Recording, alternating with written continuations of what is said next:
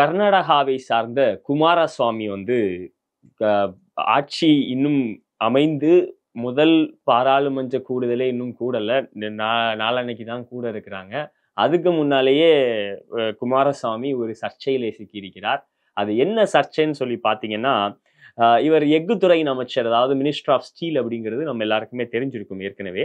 கிட்டத்தட்ட 401 ஹெக்டேர்களை 401 ஹெக்டேர் கன்னி காடுகள் என்று அழைக்கப்படுகிற அந்த அடர்ந்த காடுகளை இந்த மைனிங் என்று சொல்வார்கள் இல்லையா, அந்த சுரங்கம் தோண்டுதல், அந்த சுரங்கம் தோண்டுவதற்கான ஒரு உத்தரவை கொடுத்திருக்கிறார். அல்ல ஒரு ஆர்டரை ஒன்று பாஸ் பண்ணியிருக்கிறார். அதாவது 401 ஹெக்டேர் கன்னி காடுகள் என்று அழைக்கப்படுகிற இந்த நிலத்தை குன்ட்முக் அயன் ஓர் கம்பெனி லிமிடெட் அப்படிங்கிற ஒரு நிறுவனத்திற்கு, அது ஒரு அரசினுடைய நிறுவனம் தான், அந்த நிறுவனத்துக்கு அதில் மைனிங் பண்றதுக்கு, சுரங்கம் தோண்டுவதற்கான அனுமதியை வழங்கியிருக்கிறார் குமாரசுவாமி. இதுதான் இன்றைய சர்ச்சை.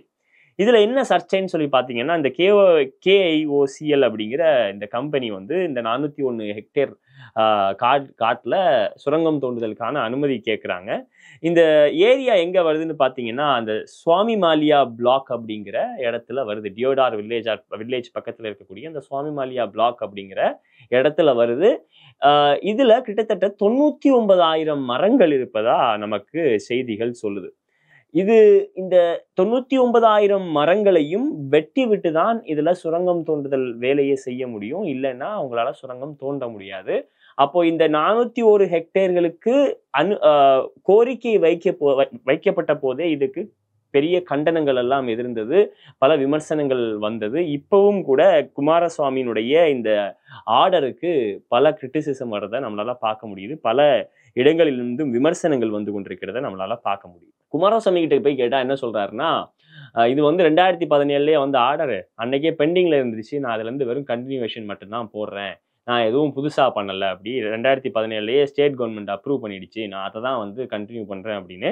யாரோட அரசு இருந்தது அப்படிங்கிறது உங்களுக்கே தெரியும். நான் அதெல்லாம் வந்து விளக்க வேண்டிய தேவை கிடையாது.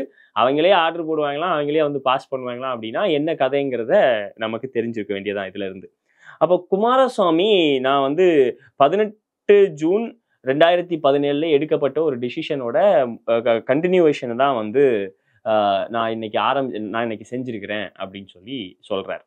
இதுல பிரச்சனை என்னன்னு சொல்லி பாத்தீங்கன்னா, வளர்ச்சி வேண்டும் என்பதில் யாருக்குமே மாற்று கருத்து இருக்க முடியாது. வளர்ச்சி இல்லாமல் இந்த மாதிரி சுரங்கம் தோண்டுதலோ இல்லை மைனிங்கோ இல்லாம வந்து எந்த ஒரு நாடும் வளர முடியாது அப்படிங்கிறதுல யாருக்கும் மாற்று கருத்து இருக்க முடியாது.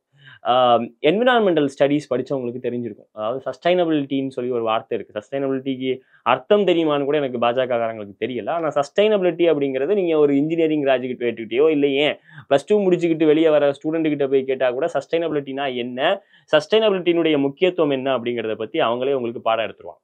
ஆனா இந்த சஸ்டைனபிலிட்டியினுடைய அடிப்படை கூட தெரியாம நீங்க ஒரு காட்டில் இருக்கக்கூடிய 99,000 மரங்களை முழுவதுமா அழிச்சிட்டு நான் அந்த இடத்த வந்து சுரங்கம் தோண்ட அனுமதிக்க போறேன் அப்படின்னா, அந்த சுற்றுச்சூழலுக்கு அது எவ்வளவு பெரிய பாதிப்பை ஏற்படுத்தும், அந்த மண் எந்த அளவுக்கு அரிக்க ஆரம்பிக்கும், இப்படியெல்லாம் பல பிரச்சனைகள் இருக்கிறத பல இந்த என்விரான்மெண்டல் ஆக்டிவிஸ்ட், சுற்றுச்சூழல் ஆர்வலராக இருக்கக்கூடியவர்கள் பல இடங்கள்ல சொல்லி வந்திருக்கிறாங்க.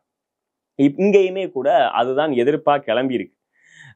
அது மட்டும் இல்லாம இன்னும் ஒரு 60 ஹெக்டேர் நிலம், அது எங்க இருக்குன்னு பாத்தீங்கன்னா, ரமலாய் பிளாக், சாந்தூர் அப்படிங்கிற ஒரு வில்லேஜ்ல ரமலாய் பிளாக்ல இன்னொரு 60 ஹெக்டேர் நிலத்துல சுரங்கம் தோண்டணும் அப்படின்னு சொல்லி VISL அப்படிங்கிற ஒரு கம்பெனி அனுமதி கோரி இருக்கிறாங்க.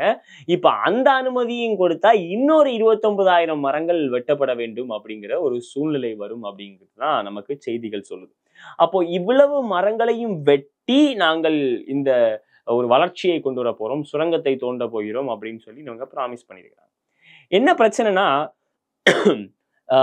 மக்களுக்கு மறதி வியாதி ஆயிடுச்சு அப்படின்னு இவங்க நம்பிட்டாங்களா என்னன்னு தெரியல. ஏன்னா இதே இடத்துல சுரங்கம் தோண்டுதலுக்கு அனுமதி அளிக்கப்படாது அப்படின்னு இதே குமாரசுவாமி 2017 இந்த கிராமத்து மக்களுக்கு உறுதி அளித்திருக்கிறார் அப்படின்னு சொல்லி சமாஜ் பரிவர்த்தனா சமுதியா, SPS என்று அழைக்கப்படக்கூடிய ஒரு ஆக்டிவிஸ்ட், அந்த ஒரு ஆக்டிவிஸ்ட் ஆர்கனைசேஷனுடைய பிரசிடென்ட் SR ஹிர்மத் என்ன சொல்றாரு அப்படின்னா, குமாரசுவாமி வந்து 2018 சாந்தூர் மக்களுக்கு ஒரு ப்ராமிஸ் ஒண்ணு பண்ணாரு. ஒரு உத்தரவாதம் ஒண்ணு கொடுத்தாரு. அவர் என்ன சொன்னாருன்னா, 3 கிலோமீட்டருக்கு உள்ள இருக்கக்கூடிய, அதாவது குமாரசுவாமி குமாரசுவாமி ஆலயம், குமாரசுவாமி கோயில் இருக்கக்கூடிய இடத்திலிருந்து 3 கிலோமீட்டருக்குள்ள இருக்கக்கூடிய இடத்தில் சுரங்கம் தோண்டுதலுக்கு அனுமதி அளிக்கப்படாது அப்படின்னு சொல்லி 2018ல குமாரசுவாமி கொடுத்த வாக்கிலிருந்து குமாரசுவாமி பின்வாங்கி இருக்கிறார் அப்படின்னு சொல்லி அந்த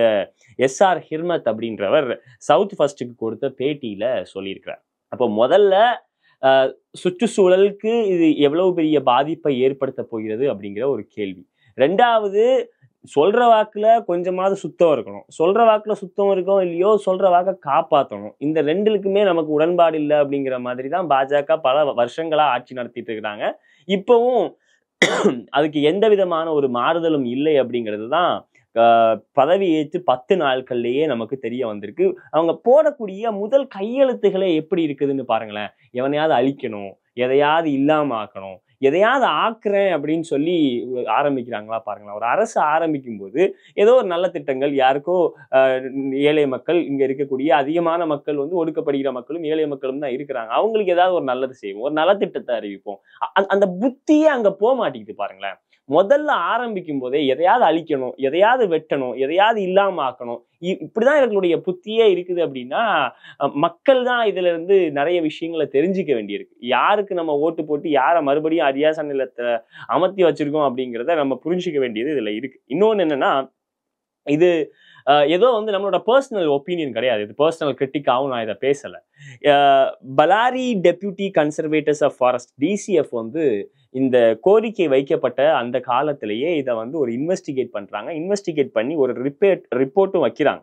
அந்த ரிப்போர்ட்ல அவங்க என்ன சொல்றாங்கன்னா, இந்த மைனிங் ஆக்டிவிட்டிக்கு நீங்க இந்த சுரங்கம் தோண்டுதலுக்கு நீங்க அனுமதி கொடுத்தீங்கன்னா இந்த மண் மிகப்பெரிய ஒரு மண்ணரிப்பை வழிவகுக்கும். ஒண்ணு.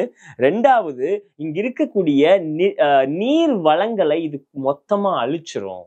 ஒருவேளை சுரங்கம் தோண்டுதலுக்கான அனுமதி நீங்க கொடுத்தீங்கன்னா இது நீர் வளங்களை அழிக்கும், மண்ணரிப்பை ஏற்படுத்தும். அது மட்டும் இல்லாம இந்த சுற்றுச்சூழலுக்கு மிக கொடிய பாதிப்புகளை ஏற்படுத்துவதற்கு வாய்ப்புகள் இருக்குது அப்படின்னு சொல்லி அன்னைக்கு அவங்க கொடுத்த இன்வெஸ்டிகேஷன் ரிப்போர்ட்ல சொல்றாங்க. அந்த இன்வெஸ்டிகேஷன் ரிப்போர்ட்டை எல்லாம் புறந்தள்ளி விட்டு தான் எஃகு துறையின் அமைச்சராக இருக்கக்கூடிய குமாரசுவாமி இந்த நிறுவனத்திற்கு இந்த சுரங்கம் தோண்டுகிற அனுமதியை கொடுக்கிறார். அங்க சாந்தூர் பகுதியில வாழக்கூடிய மக்கள் என்ன சொல்றாங்கன்னா, ஏற்கனவே